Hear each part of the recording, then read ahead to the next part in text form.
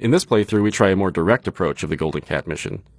Co-creator directors Harvey Smith and Rafael Colantonio are here to walk you through it.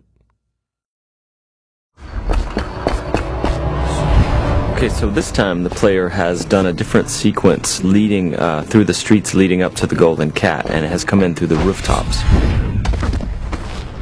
So a lot of vertical movement in the game, a lot of mobility. In the previous area, you can get dropped off in the river, and you're here to kill Custis and Morgan Pendleton. And therefore, there are several different ways to enter the Golden Cat area. In this playthrough, we're going to do very brutally. Are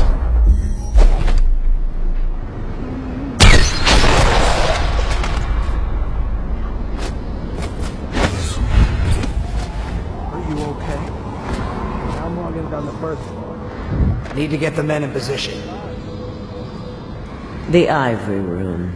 All I can tell you is it's very heavily soundproofed. I'll leave the rest to your imagination. Custis is easier to know. From my position. Why would anyone pay for that?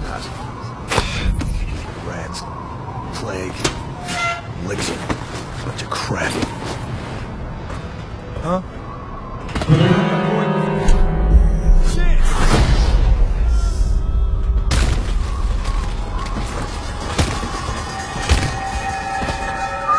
This is a drop attack.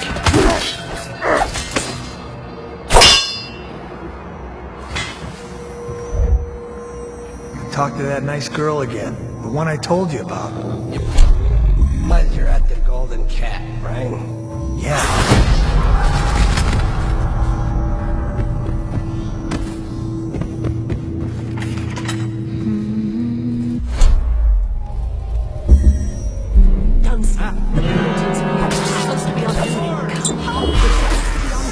Obviously, playing this way has got consequences.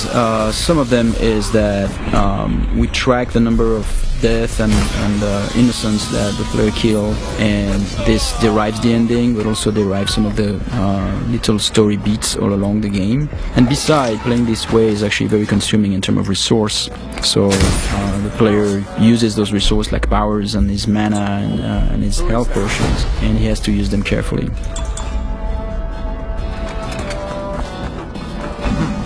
Might be worth checking out.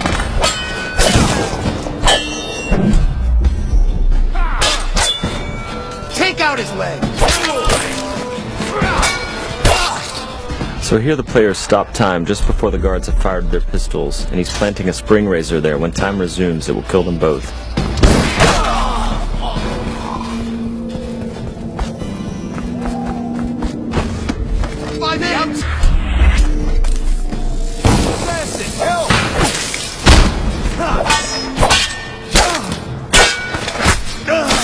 Game's combat with the sword, the melee combat, involves blocking and counterattacks if the blocking is timed correctly. I hear you.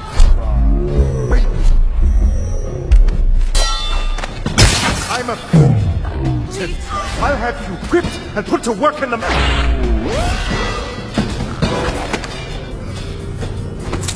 So both targets have been assassinated.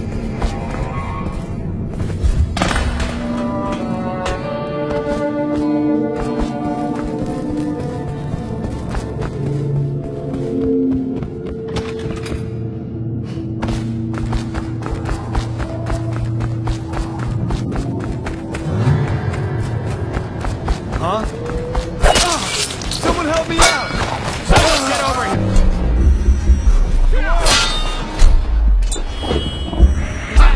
Help! Someone!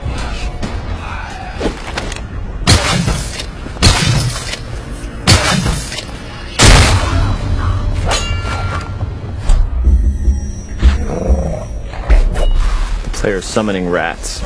Once the rats are in the world, they're like little AIs. So sometimes the guards win, sometimes the rats win. And here the player has possessed one of his own rats and is now getting away.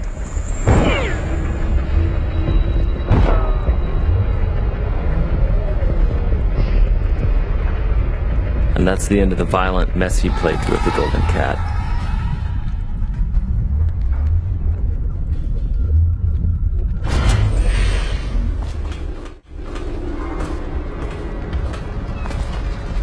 So this is a very different area. The previous area with posh and pretty, this is like desolated, abandoned. This is actually the area where there are weepers. It's called the flooded district. And there are those tall boys here that are preventing the weepers. The weepers are the plague-infected people. Those tall boys, their job is to prevent them from accessing the rich area. So they will shoot at the weepers and they will shoot at anything that tries to get through, including the player.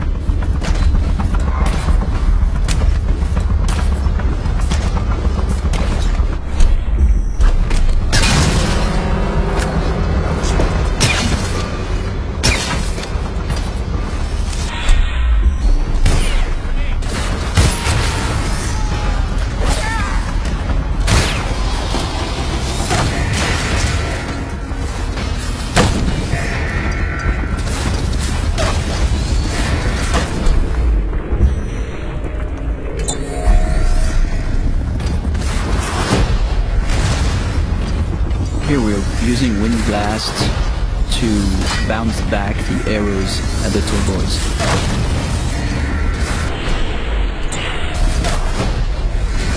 Using wind blasts to knock the tall boys' phosphorescent arrows back at them is another combination of game mechanics that we did not plan for, but players found it quite fun. So we made some small changes to help support it.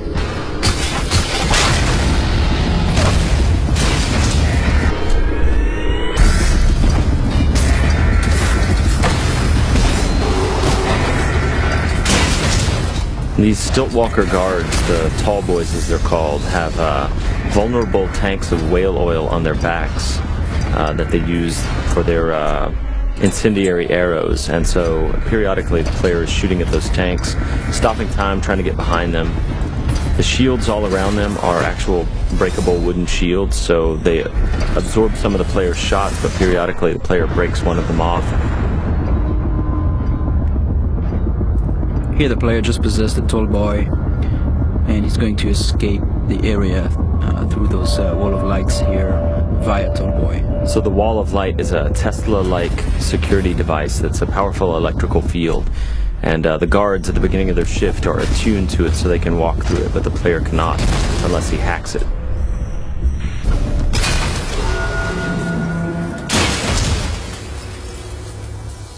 Thank you for watching. For an alternate approach, check out youtube.com/Dishonored or Dishonored.com.